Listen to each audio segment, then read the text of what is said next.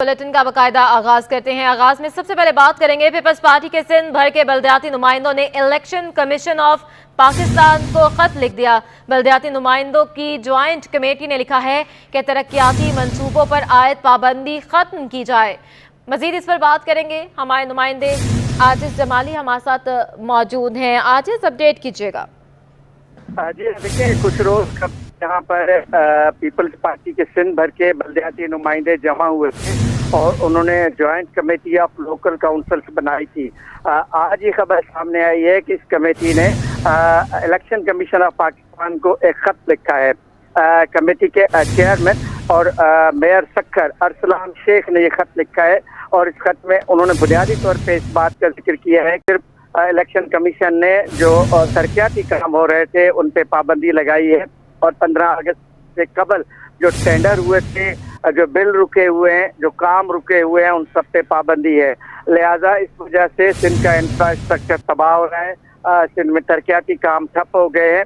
इसलिए ये जो इलेक्शन कमीशन ऑफ पाकिस्तान ने पाबंदी लगाई है, ये पाबंदी फौरी तौर पे ख़त्म किया जाए और सुबह सिंध में जो तरक्याती काम जारी हैं उनको जारी रहने दिया जाए। अब ये खाते इन्होंने लिखा है। मैं आपको यहाँ ये भी बता दूं कि इस काउंसिल के इजलास में लोगों ने फैसला किया था कि इलेक्शन कमीशन को खत लिखा जाएगा, इलेक्शन कमीशन से मुलाकात की जाएगी। उसके बावजूद अगर मसला हल न हुआ तो इसको सिंध हाई कोर्ट में चैलेंज किया जाएगा। जी ठीक है, आदित्य जमाली हमारे साथ ही मौजूद रहिएगा। निगरान वज़ीर आला सिंध का जहांगीर, जमशेद, क्लेटन और मार्टिन क्वार्टर्स की जगह नए अपार्टमेंट्स तामीर करने का फैसला। आलमी बैंक ने क्वार्टर्स की जगह अपार्टमेंट्स बनाने की फेजिबिलिटी पर काम का आगाज कर दिया है। तफसीलात के लिए बात करेंगे, हमारे नुमाइंदे आजिज जमाली हमारे साथ मौजूद हैं। आजिज, इस बारे भी अपडेट कीजिएगा।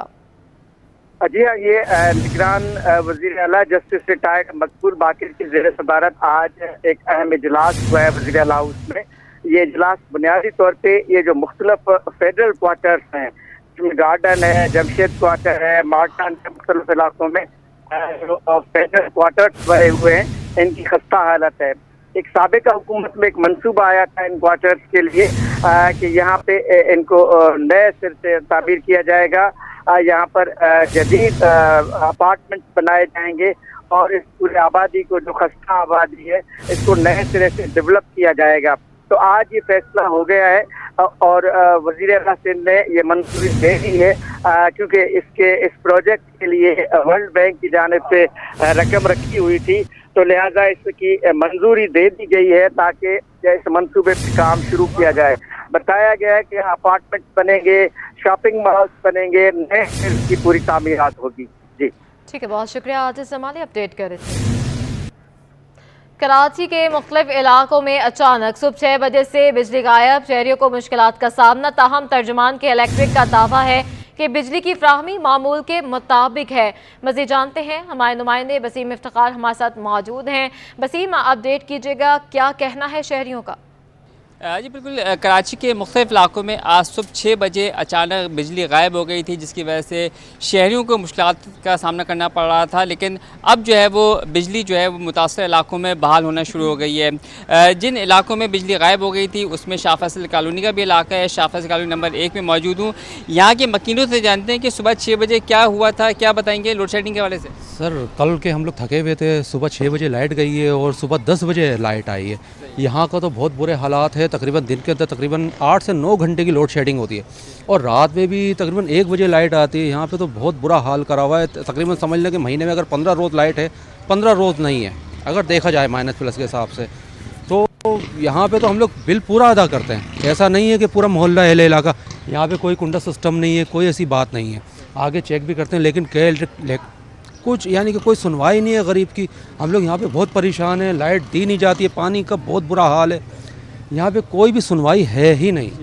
जी बिल्कुल, ये थे इलाका मकीन जिन्होंने बताया कि सुबह 6 बजे लाइट अचानक चली गई थी, जिसकी वजह से परेशानी का सामना करना पड़ा और ये लाइट जो है वो सुबह 9 बजे तक आ गई थी। इसी तरीके से लियाकताबाद के इलाका भी मुतासर होता है, लेकिन लियाकताबाद के हिस्से में भी जो है वो लाइट बिजली बहाल कर दी गई है।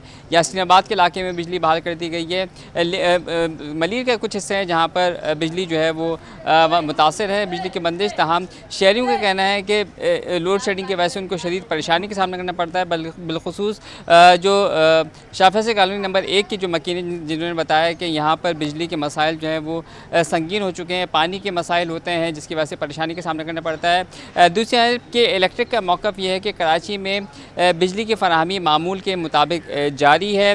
इसके साथ साथ के इलेक्ट्रिक का ये भी कहना होता है कि अगर कहीं पे तकनीकी फ़ॉल्ट्स आते हैं या फिर केबल फ़ॉल्ट्स आते हैं तो उनको लोड शेडिंग से तशबीह ना दी जाए। इसके साथ साथ के इलेक्ट्रिक का ये भी कहना होता है कि वो इलाके जहाँ पे बिजली चोरी की जाती है वहाँ पर उन इलाकों के मुताबिक लोड मैनेजमेंट की जाती है।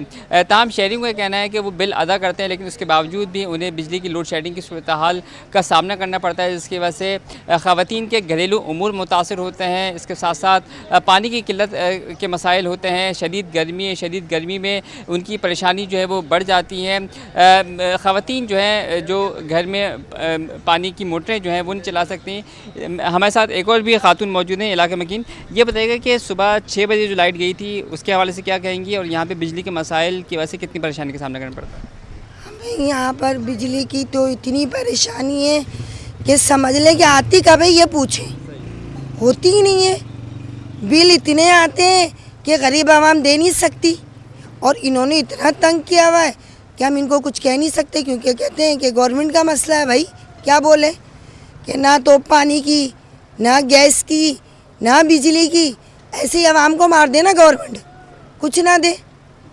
अच्छा, इस इलाके में जो बिजली के बिलों की अदायगी है वो कितने फ़ीसद है? मतलब सही है, नहीं दे रहा है, बिल नहीं दे रहा है और देंगे भी नहीं, क्योंकि इस लायक नहीं है ये गवर्नमेंट, देने का भी कोई फ़ायदा नहीं है। हमें फिर भी ऐसे ही रहना पड़ेगा जैसे रह रहे हैं, या तो गवर्नमेंट हटे या फिर लाइट ही ख़त्म कर दे या आवाम को मार दे, तीनों में से एक काम कर लें। खातून का कहना है कि बिजली के मसाइल से शदीद मुश्किलात से दो चार होना पड़ता है और हुकूमत से जो है वो लोगों को बिल्कुल शहरियों को मायूसी हुई है। शहरियों का मुतालबा है कि फ़ौरी तौर पर जो शहर में लोड शेडिंग के बदतरीन सूरत हाल सामने है उस पर काबू पाया जाए ताकि लोगों को जो है वो रिलीफ मिल सके। जी अच्छा वसीम, ये भी बताएगा, बिजली चोरों के इलाके में जो है वो हाईलाइट हो चुके हैं कि इलेक्ट्रिक की जानिब से कहा गया है कि हम कार्रवाइयाँ करें, लेकिन वहाँ के मकामी लोग तो ये कहते हैं कि हम लोग तो बिजली के बिल अदा करते हैं, तो जो लोग चोरी करते हैं, जो घर जो है जहाँ पर चोरी की बिजली जाती है उनकी वजह से हमारे भी कनेक्शन मुनक़ता कर दिए जाते हैं। उस हवाले से क्या इक़दाम किए जा रहे हैं कि इलेक्ट्रिक की जानिब से? जी बिल्कुल, इस हवाले से लोगों में जो है वो शदीद तहफ़्फ़ुज़ात पाए जाते हैं। शहरियों का कहना है कि वो बिल अदा करते हैं, लेकिन उन इलाकों में कुछ ऐसे लोग भी होते हैं जो कि बिजली चोरी में मुलव्वस होते हैं और ऐसे लोगों के ख़िलाफ़, ऐसे अनासर के ख़िलाफ़ इलेक्ट्रिक की जानिब से क्रैकडाउन का सिलसिला भी जारी है।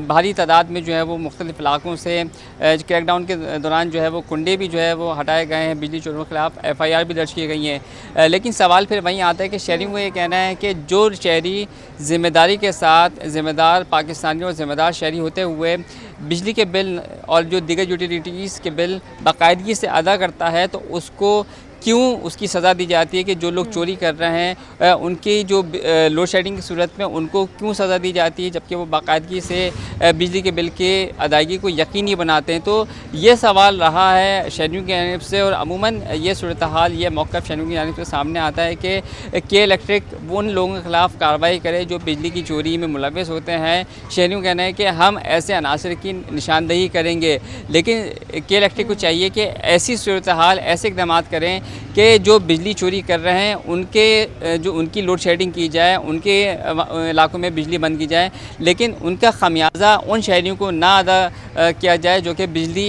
के बिल की बाकायदगी से अदायगी करते हैं। एक तो भारी भरकम बिल हो गए हैं, बिजली महंगी होती जा रही है और ऐसे में लोड शेडिंग की सूरत हाल का भी सामना करना पड़ता है। कराची में मौसम गर्म है तो ये तमाम सूरत हाल जो है वो शहरियों की परेशानी में इजाफे का सबब बन जाती है। जी ठीक है, लोड शेडिंग से शहरी बहुत ज़्यादा परेशान हो गए हैं। वसीम इफ्तिखार हमें अपडेट कर रहे थे, आपको बहुत शुक्रिया। कुरंगी 50 डे के रहायशी गैस की अदम फराहमी से परेशान हो गए हैं। इलाका मकीनों का कहना है कि आए रोज़ गैस की लोड शेडिंग से शदीद मुश्किल में है। लकड़ियों से चूल्हा जलाते ही क्योंकि सिलेंडर से हादसे का खदशा होता है। इसी पर मज़ीद बात करेंगे, हमारी नुमाइंदा सबा परवेज़ हमारे साथ मौजूद हैं। सबा, अपडेट कीजिए। जी बिल्कुल, कोरंगी के इलाके 50D में जो है वो शहरी बुनियादी ज़रूरत गैस से महरूम है।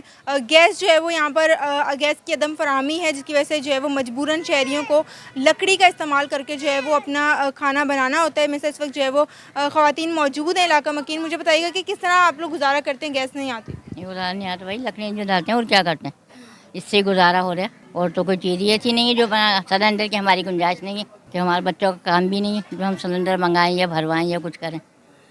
अच्छा, मुझे बताएं कि लकड़ियों इस्तेमाल करने से जो है वो खाना तो बनता है, लेकिन किन मसाइल का सामना करना पड़ता है? खाना तो बन जाता है, लेकिन अगर मेरी जैसी जिससे मुझे खुद को अस्थमा की प्रॉब्लम है, मैं अगर बनाती हूँ तो मुझे अस्थमा का अटैक हो जाता है, जिसकी वजह से मुझे बहुत ज़्यादा मसला होता है। इसके अलावा भी मेरे बच्चों की छुट्टी भी हो जाती है और आगे से भी कंप्लेंट्स आती हैं। और लकड़ियाँ जला जला के तो नहीं गुजारा कर सकते, बर्तन वगैरह भी काले धुआं हो जाता है घर में। अच्छा, मुझे बताइए गैस नहीं आ रही, गैस के हवाले से बताएंगे। गैस का प्रॉब्लम यहाँ पे है बहुत ज़्यादा, ऐसे कि बंदा परेशान हो रहा है गैस के लिए ना। बैठे में छोटे छोटे बच्चे भूख से बेहाल हुए हुए, इस मसला 8-8 बजे यहाँ जाके गैस आती है, फिर पकाते हैं पानी। जी बिल्कुल, गैस का जो है वो शहरियों को शदीद मसले का सामना करना पड़ रहा है। इसके साथ साथ इनका ये भी कहना है कि इन्हें लकड़ियाँ जलाकर इस्तेमाल करना पड़ा है, क्योंकि सिलेंडर जो है वो महंगा पड़ता है और वो ज़रूरत इनके पहुँच से ज़्यादा दूर हो जाता है। इसके साथ साथ यहाँ पर जो है वो मर्द हज़रात के पास जॉब नहीं है, इसके साथ साथ ख़वातीन लकड़ी जलाने पर मजबूर हो गई हैं। जी, कोरंगी नंबर 4 के बासी पीने के साफ पानी से महरूम है। ख़वातीन का कहना है कि पानी आता नहीं है, लेकिन मोटर चलने की वजह से बिजली का भारी भरकम बिल आ जाता है। मज़ीद जानते हैं हमारे नुमाइंदा राबेल अशरफ से। जी राबेल, इस वक्त मैं मौजूद हूँ कोरंगी 4 में और यहाँ के बासी जो है पानी की सहूलियात से महरूम है। हमारे साथ खातून मौजूद है, इनसे मज़ीद जान लेते हैं। मुझे बताएं कि पानी नहीं आता तो किस तरह फिर गुजारा करते हैं? इधर उधर से लाते हैं, जैसे आजकल पानी शॉर्ट हो रहा है, गैलन भर के फिल्टर का पानी आता है, इसकी वजह से ना बहुत मायूस है। इसकी वजह से हालात ऐसे हैं, न मरने में न जीने में, अजीब हालत कोशिश है। अच्छा, तो आंटी बताएं, ज़ाहिर मोटर भी फिर खाली चलती होगी, जब पानी नहीं आता तो फिर किस तरह की सहूलियत है? बिल तो ज़ाहिर बढ़ते हैं। जी, मोटर शॉर्ट हो जाती है, कभी कुछ हो जाता है, बोरिंग, हर तरह का मसले मसाइल खड़ा हो जाता है। जितने चाहे बच जाए, बच नहीं सकता। अच्छा, वैसे क्या सूरत है, हाल पानी आता ही नहीं है या कोई टाइमिंग लगाई है उन्होंने? ये तो कोई हिसाब ही नहीं है, आएगा तो आएगा, नहीं आएगा तो नहीं, कोई सिस्टम सही नहीं, मुलझे हुए हैं सब। जी बिल्कुल, जैसा कि आपने सुना, हमारे साथ खातून मौजूद थे, उनका यही कहना है कि पानी का कोई टाइमिंग नहीं है, किसी भी टाइम जो है पानी आ जाता है और किसी भी टाइम जो है पानी की उनको नहीं पता होती। और सबके साथ साथ यही कहना है कि बुनियादी सहूलियात से महरूम है। यहाँ के कोरंगी 4 के बाद से उनका ये कहना है कि पानी की सहूलियात को यकीनी बनाया जाए, पानी की फराहमी को यकीनी बनाया जाए, ताकि यहाँ के इलाका मकीन जो है साफ़ पानी से मुस्तफ़ीद हो सके। बहुत शुक्रिया अपडेट करने के लिए। महकमा रेलवे की नाअहली से करोड़ों रुपए मालियत का लोहा ज़ाया होने लगा है। लांढी रेलवे स्टेशन के एतराफ जंग आलूद लोहा मुनशियात के आदि अफराद काट कर ले जा रहे हैं। मज़ीद जानते हैं, इकरा अवान वहाँ पर मौजूद है। जी इकरा। जी बिल्कुल, इस वक्त मैं लांडी स्टेशन पे मौजूद हूँ और ये लांडी स्टेशन के एतराफ़ का एरिया है जो रेलवे इंतज़ामिया की नाअहली के बाइस खस्ता हाली का शिकार है। अगर मैं अपने कैमरामैन सज्जाद से कहूँ कि वो दिखाते चलें कि ये लांडी रेलवे स्टेशन के एतराफ़ में ये कीमती लोहा है जो रेलवे का असासा है, मगर ये यहाँ पर जंग आलूद है, ज़ाया होता हुआ नज़र आ रहा है। मंशात के जो आदि अफराद हैं वो इस जंग आलूद लोहे को काट कर जो है वो फ़रोख्त कर देते हैं। अगर बात की जाए ये लाइन की, तो ये नीचे भी जो है ज़मीन के ये लाइन बिछी है। किसी ज़माने में यहाँ पर ट्रेन जो थी वो गुजरा करती थी, मगर अब ये भी जो है ज़मी बोस होती जा रही है, ज़मी बोस होती जा रही है। कचरे के ढेर लगे हुए हैं। अगर इस साइड की बात की जाए तो यहाँ पर सेवरेज का गंदा पानी और गिलाज़त के ढेर हैं, मच्छरों की अफजाइश है और इसी तरह यहाँ पर लाखों मालियत का जो लोहा है वो जंग आलूद हुआ हुआ है। अगर रेलवे इंतज़ामिया जो है होश में आए और इस लोहे को, इस स्क्रैप को रीयूज़ करे या सेल करे, तो लाखों मालियत जो है वो रेलवे के पास आ सकती है और इसे दोबारा रीयूज़ करके किसी न किसी काम में लाया जा सकता है। मगर हमारी रेलवे इंतज़ामिया जो है वो गहरी नींद सो रही है। इसी तरह मुख्तलिफ़ मकामात पर, मुख्तलिफ़ जगहों पर इसी तरह लाखों मालियत का जो लोहा है, ये कीमती लोहा है, इसी तरह ज़ाया होता जा रहा है। और फिर रेलवे हुकाम ये कहती है कि हम खसारे में हैं। जब ये खसारे में हैं तो इस तरह जो स्क्रैप्स और जो ये कीमती लोहा जगह जगह ज़ाया हो रहा है, जो जंग आलूद होता जा रहा है और ज़मी बोस होता जा रहा है, जिसका नामो निशान आइंदा आने वाले चंद सालों में भी बाकी नहीं रहेगा।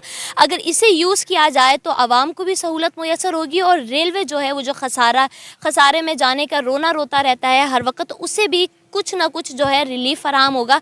रेलवे लांडी स्टेशन का तो ये हाल है, इसी तरह दीगर स्टेशन पर भी लोहा इसी तरह ज़ाया हो रहा है। बहुत शुक्रिया अपडेट करने के लिए। आगे बढ़ते हैं, आपको अपडेट करें। मॉनसून की बारिशें मामूल से कम होने के बायस पानी की कमी हो गई है, जिससे शहर में हरियाली के फ़रोग को धचका लगा है। चेयरमैन कोरंगी टाउन नईम शेख ने इसका हल तलाश कर लिया है। इस पर मज़ीद अपडेट करेंगे हमारे नुमाइंदे रिजवान अहमद। जी बिल्कुल, हालिया मानसून सीज़न की अगर बात की जाए तो तवक्का से इंतहाई कम जो है वो बारिशें हुई हैं, जिसके नतीजे में शहर की हरियाली जो कि माहौलियाती आलूदगी को रोकने के लिए इंतहाई ज़रूरी मौजूदा दौर में करार दी जा रही है, उसको ख़तराहत लाक हो गए हैं। इसका सलूशन निकाला है चेयरमैन कोरंगी टाउन नईम शेख ने अपनी टीम के हमरा, और जो कोरंगी टाउन के पार्क्स हैं या प्ले ग्राउंड हैं उसमें जो हरियाली है उसको किस तरह जो है वो बरकरार रखा जाए और उसको जो है ख़त्म होने से बचाया जाए, इस किस्म की कोई हिकमत अमली इनकी जानिब से बनाई गई है। और इस वक्त मैं आपको रिपोर्ट कर रहा हूँ एक ऐसे ही ग्राउंड से जहाँ पे ग्रास नज़र आ रही है, अलबत्ता पानी की यहाँ पे शदीद कमी है। किस तरह ये मौजज़ा जो है वो पाया तकमील को पहुँचा और मज़ीद क्या प्लानिंग है, जानते हैं नईम शेख से, हमारे साथ मौजूद हैं। बहुत शुक्रिया नईम साहब। फरमाइएगा, पानी की ज़ेर ज़मीन सतह इंतहाई नीचे जा चुकी है, लोगों को पीने के लिए पानी दस्तयाब नहीं है, हरियाली को पानी किस तरह मिलेगा? देखिए, हमने कोशिश की है। वकास साहब खड़े, मेरे डायरेक्टर पार्क हैं, मोइन हैं, डिप्टी डायरेक्टर हैं, ये हमारी यूसी की टीम है। हम नासिर स्पोर्ट्स ग्राउंड में हैं जो नेक्स्ट मंथ इंशाअल्लाह उल अज़ीज़ मुर्तज़ा वहाब साहब इफ्तिताह करेंगे। ये एडीपी के तहत हमने ये स्पोर्ट्स स्टेडियम बनाया है, ना कोरंगी कोई आवाम के लिए तोहफ़ा है।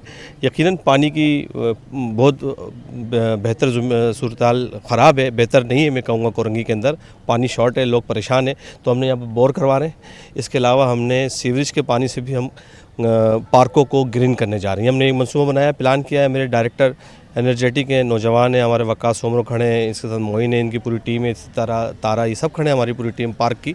तो इंशाल्लाह हम कोरंगी के अंदर 72-73 पार्क हैं और इसमें हम पार्कों में इजाफा भी करने जा रहे हैं। मैं समझता हूँ कि कोरंगी के पार्क इंशाल्लाह आप देखेंगे ग्रीन होंगे, हरे होंगे। बिल्कुल, हिकमत अमली हरियाली को बचाने के हवाले से सामने आ गई है और इसके साथ साथ शहरियों की सेहत को महफूज बनाने के हवाले से भी जो नईम शेख है चेयरमैन, वो ये बता रहे थे कि डिसैलिनेशन प्लांट भी लगाए जाएंगे ताकि सेवरेज के पानी की यूटिलाइजेशन भी हो सके और इसके साथ साथ बोरिंग के ज़रिए जो है हरियाली को पानी फराम किया जाएगा ताकि सरसब्ज़ो शादाब कोरंगी के ख्वाब को शर्मिंदा। बहुत शुक्रिया रिजवान अहमद, हमें अपडेट कर रहे थे। कराची में टूटी हुई खस्ता हाल सड़कें शहरियों का मुकद्दर बन गया है। सड़कों की खस्ता हाली के बायस हादसात मामूल बन गए हैं। गार्डन जिला जनूबी के इलाके राम सवामी की सड़क टूट फूट का शिकार है, सीवरेज के पानी से भर गई है। इलाका मकीनों को शदीद मुश्किलात का सामना करना पड़ रहा है। मजीद अपडेट करेंगी आयमा खान, हमारे साथ मौजूद हैं। आयमा, अपडेट कीजिएगा। जी बिल्कुल, शहर कायद के मुख्तलिफ इलाकों में जो सड़कें हैं वो टूट फूट का शिकार हैं। शहर की छोटी सड़कें हों या बड़ी सड़कें हों, तकरीबन तमाम सड़कें जो है वो खस्ता हाली का शिकार। इन सड़कों की खस्ता हाली के बायस जो है वो रोड एक्सीडेंट जो है वो मामूल बन चुके हैं। दर्जनों की तादाद में जो है वो लोग कीमती जानें जो है वो ज़ाया हो जाती हैं। साथ ही साथ जो है वो तवील घंटों तक जो है वो सड़कों की खस्ता हाली के बायस जो है वो शहर में ट्रैफिक भी जाम रहता है। इस वक्त हम मौजूद हैं गार्डन जिला जनूबी के इलाके राम स्वामी में। यहाँ पे जो सड़क है वो टूट फूट के साथ जो है वो सीवरेज के पानी से भी भर गई है, जिसके बायस जो है इलाका वासियों को यहाँ पे शदीद दुश्वारी का सामना करना पड़ रहा है। बिलखसूस जो बाइक राइडर्स हैं वो भी यहाँ से गुजरते हैं तो उन्हें भी जो है वो मुख्तलिफ दर्द, जैसे कमर का दर्द हो गया, जोड़ों का दर्द हो गया, इसका भी सामना करना पड़ता है। साथ ही साथ जो है जो इलाका मकीन है, यहाँ से राशन लेने जाते हैं या दुकानों पे जाते हैं या बच्चों को स्कूल छोड़ने जाते हैं तो उन्हें भी जो है खासी दुश्वारी पेश आती है। इस सवाल से बात करने के लिए यहाँ के इलाके हमारे साथ मौजूद हैं, हम इनसे बात करते हैं। मैम बताइएगा, इलाके में ये सूरत हाल है तो आप लोग अपने बच्चों को किस तरह से स्कूल छोड़ने, मदरसा लेने जाते हैं? हम बहुत परेशान हैं यहाँ, और इतनी बच्चे भी गिरते हैं इधर ट्रैफिक। उस दिन परसों तो एक औरत गिरी, बच्चे गिरे हैं, आए दिन गटर भरते रहते हैं। यहाँ बेचारे आते हैं खोलने, हर 15 दिन आते हैं, फिर वही भर जाता है। ये जो दुकानदार हैं तो क्या करते हैं, यहाँ का गंद निकालेंगे और यहाँ फेंक देते, फिर ये है ना यहाँ कीचड़ हो जाती है, सारी गंद खाना हो जाता है। अच्छा, आप हमें बताइएगा किन मुश्किलात का सामना करना पड़ता है? घर पे सुबह उठते हैं तो बाहर गली में देखते हैं सीवरेज के पानी सड़क भरी हुई है तो कितनी मुश्किलात का सामना करना पड़ता है। देखिए इतनी मुश्किलों से छोटे छोटे बच्चे स्कूल जाते हैं, जिस टाइम दो बजे जाते हैं, इतनी मुश्किलों से यहाँ से रास्ता, ये बेचारे गाड़ी वाला ये सामान बस्तर पे रख के बच्चों को लेके जाना पड़ता है। आप बताइएगा, जाहिर सी बात है गली से बाहर निकलते, घर से बाहर आते तो सेवरेज का पानी इतना खड़ा हुआ है सड़क पर, साथ ही साथ सड़क है वो टूटी हुई है, तो नमाज वगैरह कैसे पढ़ते हैं, कपड़े गंदे हो जाते हैं, तो किस तरह से जो है आप लोग गुजारा कर रहे हैं अपना? बड़ी मुश्किल से गुजारा कर रहे हैं, से निकलना आना जाना, यहाँ तक कि हमारी गली में कोई गुजरता नहीं है, हमारे घर कोई आना जाना नहीं करता, इसकी वजह से तक आना कैसे जाए, हमारे बच्चे छोटे हैं वो निकलते हैं तो यहाँ से पीछे से यहाँ तक वैन तक अंदर नहीं आते, करके ना हमको छोड़। लोग काफ़ी परेशानी का शिकार हो गए हैं और मुतालबा कर रहे हैं कि सड़क जो है वो जल्द ठीक करवाई जाए, सीवरेज का निज़ाम भी बेहतर करवाया जाए। अपडेट करी थी हमारी नुमाइंदा, आपका बहुत शुक्रिया। गैस बहरान से अहलियान कराची परेशान है। अवामी colony, Kashmir colony, Akhtar colony, new Karachi और नॉर्थ नाजमाबाद समेत कई इलाके गैस लोड शेडिंग से मुतासर हो गए हैं। शहर में रात 10 और कहीं 11 से सुबह 6 बजे तक गैस गायब होना मामूल बन गया है। शहरियों का कहना है कि दिन के औकात में भी गैस प्रेशर में कमी और बंदिश से परेशानी बढ़ जाती है। लकड़ियों और गैस सिलेंडर पर खाना पकाने से अखराजात बढ़ जाते हैं। दूसरी जानिब तर्जुमान SSGC के मुताबिक शहर में कहीं भी गैस की लोड शेडिंग नहीं की जा रही। सारिफीन को सहूलत के लिए रोज़ाना की बुनियादों पर लाइन पैक को बेहतर बनाया जाता है। कराची में बेशतर सब्जियों की कीमतों में इजाफा हो गया। टमाटर 40 रुपये इजाफे के बाद 160 रुपये फ़ी किलो पर पहुंच गया। अदरक 1000 से बढ़कर 1200 रुपये फ़ी किलो पर जा पहुंची है। लहसुन 60 रुपये महंगा होकर 600 रुपये और प्याज 20 रुपये इजाफे के बाद 100 रुपये फ़ी किलो पर फ़रोख्त की जा रही है। आलू 90, भिंडी 160 और हरी मिर्चें 200 रुपये फ़ी किलो पर मुस्तहकम है। छोटे लीमू 240 और बड़े लीमू 400 रुपये फ़ी किलो पर बराजमान है, जबकि हरे धनिए और पुदीने की फ़ी गड्डी से 20 रुपये पर बरकरार है। निगरान वज़ीर आला जस्टिस का मुफ्त तालीम के हवाले से बहुत बड़ा इक़दाम सामने आ रहा है। निगरान वज़ीर आला सिंध का कानून के तहत हर निजी स्कूल और तालीमी इदारे को अपनी मजमूई बच्चों की तादाद के 10% बच्चों को मुफ्त तालीम मुहैया करेंगे। बात करेंगे हमारे नुमाइंदे आजिज़ जमाली से। जी आजिज़, अपडेट कीजिएगा इस बारे। जी हाँ, देखिए निगरान वज़ीर आला जस्टिस के तहत मकबूल बाकिर ने आज सेक्रेटरी तालीम को खत लिखा है। उन्होंने इस खत में खुसूसी तौर पे उस कानून का जिक्र किया जिसके तहत सिंध भर के जो प्राइवेट स्कूल्स हैं उनमें 10% दाखिले बच्चों को मुफ्त देने हैं। गरीब बच्चों को ये दाखिले मुफ्त देने हैं। ये कानून है 2013 से सिंध असेंबली ने ये कानून मंजूर किया था, लेकिन इस कानून पर अमल नहीं हो रहा है। तो निगरान वज़ीर आला ने लिखा है कि इस कानून पर फौरी तौर पर अमल करवाया जाए और हर स्कूल में लाजमी तौर पे 10% बच्चों को दाखिला मुफ्त दिलवाया जाए जो गरीब बच्चे हैं। अगर कोई प्राइवेट स्कूल इस पर अमल नहीं करता तो उस स्कूल के खिलाफ फौरी तौर पे कार्रवाई करके उनको रिपोर्ट दी जाए और इस मामले पे, इस कानून पर निगरान वज़ीर आला ने लिखा है कि 1 हफ्ते के अंदर अंदर अमल कराया जाए और उसके बाद उनको रिपोर्ट दी जाए। जी ठीक है, बहुत शुक्रिया अपडेट करने के लिए आजिज़ जमाली। शहर कायद में डेंगू के मजीद 10 केसेस रिपोर्ट हुए हैं। कराची ईस्ट में 5, सेंट्रल में 3, कोरंगी में 1 केस रिपोर्ट हुआ है। अपडेट कर रहे हैं, शहर कायद में डेंगू के मजीद 10 केसेस सामने आ गए हैं। कराची की बात की जाए, कराची ईस्ट में 5 और सेंट्रल में 3, कोरंगी में 1 केस सामने आया है। बात करेंगे हमारी नुमाइंदा राबेल अशरफ से। जी राबेल, बताइएगा।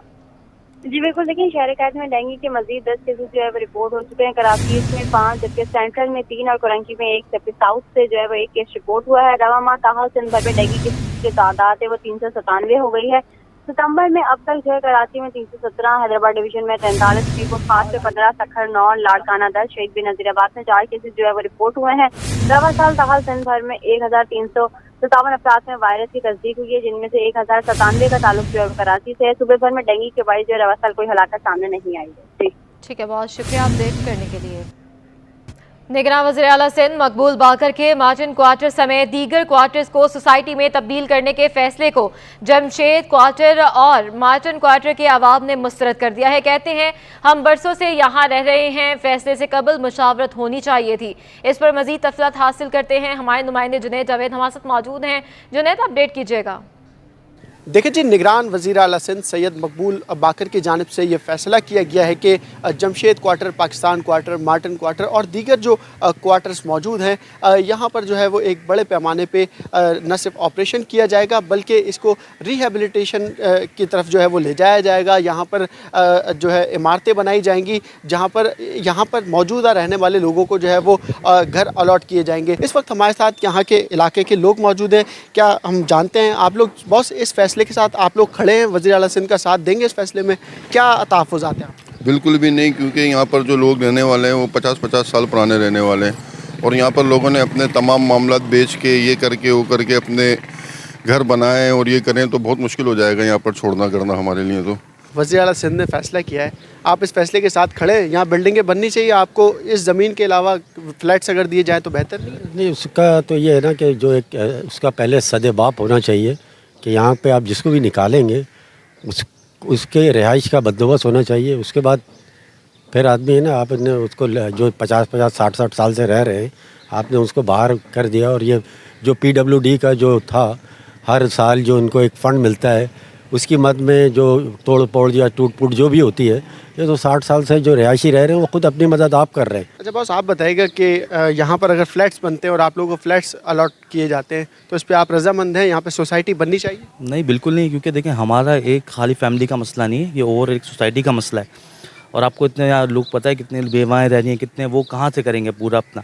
कुछ लोग ऐसे जो पेंशनों पर चल रहे हैं, मामला चल रहे हैं, तो हम तो इस बात पर बिल्कुल रजामंद नहीं है। माजी में भी हमने देखा है कि यहाँ पर जो है वो साबिक सिंध हुकूमत की जो गवर्नमेंट थी पीपल्स पार्टी की, इस गवर्नमेंट में भी जो है वो यहाँ पर बड़े पैमाने पर इन्हीं मामलात पर एहतजाज होते रहे। ताहम यहाँ के इलाका मकीन जो है वो वज़ीर आला सिंध जो निगरान वज़ीर आला हैं उनके फ़ैसले से मुतमईन नहीं है। इनका ये कहना है कि सबसे पहले जो है बैठ कर यहाँ के जो ज़िम्मेदारान हैं उनसे बात होनी चाहिए, एक लेआउट प्लान तैयार होना चाहिए कि किस तरीके से जो है ये मामलात आगे बनाए जाएंगे और इसके बाद ही जो है फिर ये फैसला करेंगे कि यहाँ से इन्होंने शिफ्ट होना है या नहीं होना। बहुत शुक्रिया अपडेट करने के लिए। कराची के ज़िला वस्ती में गैर कानूनी तामीरात का इंकशाफ, director general Sindh building control authority Ishaq Khoro ने एडिशनल IG कराची खादम हुसैन विंद को ख़त लिख दिया है। आपको अपडेट कर रहे हैं, कराची के ज़िला वस्ती में गैर कानूनी तामीरात का इंकशाफ हुआ है। बात करेंगे आज़ाद नोडियो से। जी आज़ाद। जी बिल्कुल, कराची के जिला बस्ती में गैर कानूनी तमीरात का इंकशाफ हुआ है। इस हवाले से director general Sindh building control authority Ishaq Khoro ने बाज़ाब्ता तौर पर तहरीरी खत जो एडिशनल IG कराची खादम हुसैन को अरसल कर दिया है। खत में माफियाज के 7 अफराद के खिलाफ मुकदमा दर्ज करने की सिफारिश कर दी गई, जिसमें साकिब बिन रऊफ, काशिफ सचगर बिन रऊफ, फहद शफीक, सलमान दीगर आप साकिब फराज बिल्डर, जुनैद नफीस और फैसल आशवानी के खिलाफ मुकदमा दर्ज करने की सिफारिश की गई है। Director general building control authority ने खत में लिखा है कि जिला वस्ती के जो डायरेक्टर है उन्होंने आगाह किया है कि जिला वस्ती में गैर कानूनी तौर पर अमरकती तमीरत का सिलसिला बदस्तूर जारी है, जिसमें प्राइवेट अफराद बड़े पैमाने पर गैर कानूनी तमीरत में मुलव्वस पाए गए हैं। SBSA के अफसरान के नाम पर जो रिश्वत बतौर के गैर कानूनी तमीरत की जा रही है। उन्होंने खत में लिखा है कि गैर कानूनी तमीरत में कुछ मीडिया के जाली ग्रुप्स भी मुलव्वस पाए गए हैं, कुछ शरपसंद अनासर भी मिली भगत से गुलबर्ग और पूरे जिला बस्ती में गैर कानूनी अमल से बना है। उन्होंने खत में लिखा है कि इनके खिलाफ सख्त जो है कार्रवाई करके मुकदमा दर्ज किए जाए। ये खत DGSPC ने बाज़ाब्ता तौर पर एडिशनल IG कराची को लिखा है, लेकिन इस खत के बावजूद ताल इस पर अमल दरामद कोई यकीनी कराची पुलिस की तरफ से नहीं बनाया गया। लेकिन DG ने इंकशाफ किया कि कराची जिला बस्ती में गैर कानूनी इमारतें जो है माफियाज की मिली भगत से तैनात की जा रही है और अफसरान का नाम इस्तेमाल किया जा रहा है। जी ठीक है, बहुत शुक्रिया अपडेट करने के लिए। पाकिस्तान स्टॉक एक्सचेंज की हफ्तावार रिपोर्ट जारी। स्टॉक एक्सचेंज के कारोबारी हफ्ते में मिला जुला रुझान रहा है। एक हफ्ते में 100 इंडेक्स में 188 पॉइंट्स की कमी हुई है। बात करेंगे हमारे नुमाइंदे अशरफ खान से। जी अशरफ।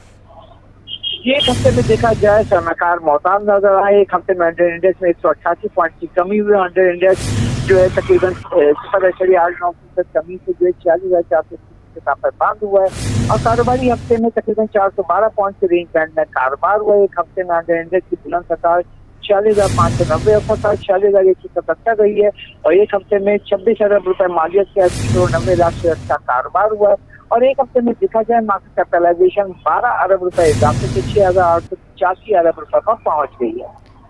अशरफ खान हमारे साथ ही मौजूद रहिएगा। एक हफ्ते में रुपया मजीद तगड़ा और डॉलर मजीद कमज़ोर। एक हफ्ते में अमेरिकी डॉलर 4 रुपये 2 पैसे सस्ता हो गया है। वजूहात क्या बताई जा रही हैं, जानने के लिए बात करेंगे हमारे नुमाइंदे अशरफ खान से। अशरफ, अपडेट कीजिएगा डॉलर बारे। ये हफ्ता भी देखा जाए मुल्क की मैशत के लिए अच्छा रहा है। डॉलर की जगह आमदोजी के खिलाफ कार्रवाइयाँ जारी हैं। एक हफ्ते में रुपया मजीद तगड़ा और डॉलर मजीद कमजोर हो गया है। एक हफ्ते में इंतकाम में डॉलर जो है 4 रुपये 2 पैसे सस्ता हुआ है, 287 रुपये 74 पैसे पे बंद हुआ है और इंटरबैंक का अमेरिकी डॉलर 307 रुपये 10 पैसे की अब तक 19 रुपये 36 पैसे सस्ता हो चुका है। ओपन मार्केट में भी जो रुपये की में जो है बेहतरी का सिलसिला जारी है। एक हफ्ते में ओपन मार्केट में अमेरिकी डॉलर 5 रुपये 50 पैसे जो है सस्ता हुआ है। ओपन मार्केट में एक हफ्ते में अमेरिकी डॉलर 293 रुपये 50 पैसे से घट कर 288 रुपये तक गिर गया है। क्रैकडाउन के बाद ओपन मार्केट में अमेरिकी डॉलर 330 रुपये की बुलंद सतह से अब तक 42 रुपये सस्ता हो चुका है। एक हफ्ते में यूरो 9 रुपये सस्ता होकर 306 रुपये, बरतानी पाउंड 18 रुपये सस्ता हुआ है। एक हफ्ते ओपन मार्केट में डॉलर 371 रुपये से गिरकर 373 रुपये का हो गया और एक हफ्ते में मार्केट गरम 3 रुपये सस्ता होकर 79 रुपये 80 पैसे और सऊदी रियाल 2.5 रुपये सस्ता में 76 रुपये 30 पैसे तक गिर गया है। ठीक है अशरफ खान, साथ ही मौजूद रहिएगा। डॉलर रखने वाले हो जाएं होशियार, डॉलर मजीद सस्ता हो जाएगा। एक्सचेंज कंपनीज एसोसिएशन के जनरल सेक्रेटरी जफर पराचा कहते हैं मुल्क की मईशत को दुरुस्त करने के मिशन पर काम जारी है। हुकूमत ने डॉलर 250 से 260 रुपये लाने का हदफ रखा है। मजीद बात करेंगे, अशरफ खान हमारे साथ मौजूद हैं। जी अशरफ। देखा जाए मुल्क भर में जो क्रैकडाउन हो रहा है तमाम माफिया के खिलाफ, खास तौर से डॉलर माफिया के खिलाफ, उसके बाद डॉलर मुसलसल सस्ता हो रहा है और जब से क्रैकडाउन हुआ है तो 17-18 कारोबारी रोज़ में डॉलर जो इंटरबैंक में 19 रुपये से ज़्यादा सस्ता हो गया है, जबकि ओपन मार्केट में देखा जाए 40 रुपये सस्ता हो। इसके क्या असरात होंगे? एक्सचेंज कंपनी के जनरल सेक्रेटरी जफर पराचा हमारे साथ मौजूद हैं। क्या देख रहे हैं सर, क्या डॉलर और नीचे आएगा? जी इंशाल्लाह डॉलर और नीचे आएगा और जो हम लोग एक मिशन की तौर पे काम कर रहे हैं हुकूमती टीम का हिस्सा बन के और इस्टेब्लिशमेंट का, कि तो हमने जो डॉलर का रेट मुकर्रर किया है, जो अंदाज़ा लगाया है हुकूमत ने 250 से 60 रुपये और इंशाल्लाह उम्मीद है कि बहुत जल्द ये आ जाएगा। आपने देखा कि 40 रुपये में रुपया ग्रे मार्केट में कम हुआ और तकरीबन 20 रुपये इंटरबैंक में कम हुआ और सबसे बड़ी खुशाइन बात ये ग्रेजुअली हो रहा है। पहले की तरह ये सीसा नहीं है कि जो ये नीचे वो ऊपर, तो जैसे कि पाकिस्तान की करेंसी को मामूली सी स्टॉक एक्सचेंज की कंपनी हो, ऐसा नहीं है। इसके साथ साथ एक अहम बात मैं ये कहना चाहूँगा कि जो जितने भी हमारे कम हुए हैं कर्ज़े, उससे अगर 125 अरब डॉलर के हमारे कर्ज़े हैं और आप ये 18-19 रुपये लगाएं तो तकरीबन हमारे जो 2500 अरब रुपए का कर्जा हमारा कम हुआ है। इससे महंगाई भी काफ़ी कम हुई है। ख़ास तौर पे क्रैकडाउन जो हो रहा है ना सिर्फ डॉलर बल्कि हर चीज़ के ख़िलाफ़। डॉलर तो एक बदनाम ज़माना है तो हर आदमी डॉलर की बात करता है। एक्चुअल तो चीज़ें गोल्ड है, आपकी स्मगलिंग है, जिसमें तेल है, घी है, चीनी है। जफर साहब, अगर हम देखें जिसने डॉलर अभी भी सोच रहा है 315-320 पे ख़रीद के बैठा हुआ है, तो क्या सोचेगा, क्या होने जा रहा है उसके साथ? मैंने आपके तवज्जुह से पहले भी कहा था कि देखिए जी, बेज़रूरत डॉलर ना ख़रीदें, ज़रूरत के लिए आप ज़रूर लें, क्योंकि डॉलराइजेशन एक तो मुल्क के लिए अच्छी बात नहीं है, आपकी मुल्क की करेंसी ख़राब होती है। लेकिन अभी भी मैं ये कहूँगा कि जो हुकूमत जिस माइंड सेट पर बैठी है और हमारे चीफ ऑफ आर्मी स्टाफ साहब के भाई पाकिस्तान की इकनॉमी को ठीक करना है, तो वो अपने डॉलर्स बेच दें। जी, जैसे कि आपने सुना साफ मैसेज दे दिया है, जो हुकूमत टारगेट करी है डॉलर 250 से 260 रुपये आ जाएगा और लगता है ऐसे ही ग्रेजुअली डॉलर 1-2 रुपये करके नीचे आ रहा है, जिसमें उनको वक्त भी मिल रहा है। अभी भी वक्त है जिनके पास डॉलर वो बेच दें। बहुत शुक्रिया Ashraf Khan. Karachi chamber of commerce and industry के सदर तारक यूसुफ का कहना है, मेरे लिए कराची चैम्बर की सदारत का 1 साल बहुत ही चैलेंजिंग रहा। मुल्क में डॉलर की कमी थी, पोर्ट पर कंटेनर्स रुकने शुरू हो गए थे, जिसकी तादाद 7000 से भी तजावुज़ कर गई थी। मज़ीद उनका क्या कहना है, जानते हैं अयाज राना से। जी बिल्कुल, जैसे कि हमने देखा कि कराची चैम्बर के इलेक्शंस हुए, बीएमजी ग्रुप ने वाज़े तौर पर जो है वो एक अक्सरियत के साथ वो आई है, क्योंकि सामने एक ही कैंडिडेट था। मगर अब जो यहाँ पर जिनका चार्ज था, जिन्होंने 1 साल अपना जो है कराची चैम्बर को दिया, अपने साथ क्या क्या मीटिंग्स हुई, क्या क्या मुश्किलात थी, उन्होंने कारोबारी तबके के लिए किस तरीके के मसाइल देखे और सुने और उस पर क्या क्या कार्रवाइयाँ हुई, उनको जानने के लिए आज हमारे साथ सुबुकदोश होने वाले जो सदर हैं कराची चैम्बर के, वो तारिक यूसुफ साहब, वो मौजूद हैं। उन्हीं से जानते सर कैसा रहा 1 साल, कितना कहते हैं ना कि सदारतें जो होती हैं बड़ी कोई फूलों का हार नहीं कांटों की सेज होती है, आपके लिए कैसा रहा है? मेरे लिए एक बड़ा चैलेंजिंग ईयर था।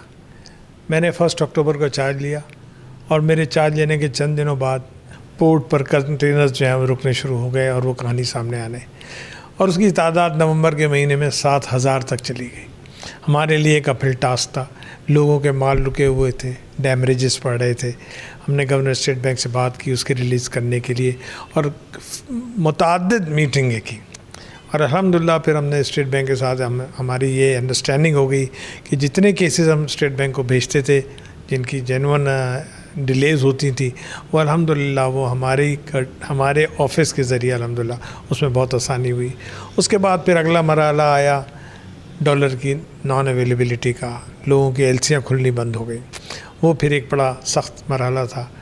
उसमें भी हमने स्टेट बैंक को ये वंस अगेन अप्रोच किया और उनसे कहा कि भाई ये इसकी कोई सिस्टम बनाई जाए, लेकिन वहाँ मैंने महसूस किया कि प्राइवेट बैंक्स ने इस विंडफॉल का बड़ा फ़ायदा उठाया और लोगों की एलसियाँ बाई चॉइस खोली गई, और स्टेट बैंक का कोई उसके ऊपर कोई गवर्निंग एक्शन ना हो सका। लोगों ने अपनी मर्ज़ी से जिसको ब्लू आइड बेबीज़ के लिए उन्होंने एलसियाँ खोली। बहरहाल वो मरहला रहा, पै दर पै जो है इकोनॉमिक क्राइसिस चलते रहे, उसके बाद फिर डॉलर की ऊंची उड़ान शुरू हो गई। तो एक तरह से फाइनेंशियल मेरा जो ऑफिस है कराची चैम्बर, वो फाइनेंशियल मैटर्स पे डील करता है, और there have been lot of financial problem. जैसे सदर साहब का यही कहना था कराची चैम्बर के कि ये बड़ा चैलेंजिंग साल था, क्योंकि आते ही जब ये आए इन्होंने अक्टूबर में चार्ज लिया तो इंपोर्ट के हवाले से जो है वो इंपोर्ट रोक दी गई थी, और वो तमाम इंपोर्टर हजरात का जो एक इशू था, डॉलर एक बहुत बड़ा चैलेंज रहा, बिजली गैस का बहरान, मईशत के बहुत सारे मसाइल, डॉलर की कीमतें, ये तमाम मसाइल को फेस करते हुए जहाँ इन्होंने अपने तमाम इशूज़ को लेके वफाक तक पहुँचाया और उनके अंदर रिलीफ भी दिलाया, वो तमाम चीज़ें इनके लिए 1 साल के अंदर इन सब चैलेंजेस के साथ गुजरते रहे। जी, शहर कायद में मौसम आज गर्म और खुश्क रहेगा। शहर का मौजूदा दर्जा हरारत 29 डिग्री सेंटीग्रेड रिकॉर्ड है, जबकि गर्मी की शिद्दत 34 डिग्री तक महसूस की जा रही है। महकमा मौसमियात के मुताबिक आज ज़्यादा से ज़्यादा दर्जा हरारत 38 से 41 डिग्री सेंटीग्रेड रिकॉर्ड किया गया है।